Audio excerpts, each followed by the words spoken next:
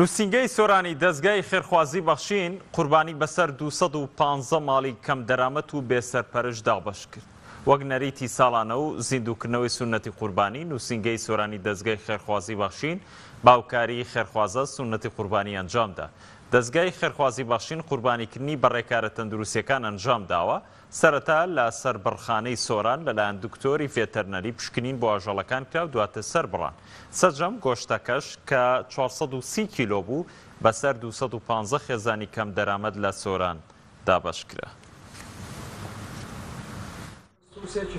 بەناوی خی گەورە ئیمڕۆ لە نووسینگەی سۆرانی دەستگای خێرخوازی بەخشین هەستان بە ئەنجامدانی فەریزەی قوربانی کە خۆشبەختانە باوکاری خێرخوازان کە 16 کەس تیایدا بەشدار بوون و چەند سەر ئاژەڵێکمان سەربڕی هەم ئاژەڵی گەورە هەم بچووک و لە سەربڕخانە سەرمانبڕی سەربڕخانەی سۆران و هەروەها بەڕێکاری تەندروستیدا تێپەڕین چەند دکتۆرێک لەوێ بوون سەرپەرشتیان دەکرد و پشکنینی بۆ ئاژەڵەکان دەکرد.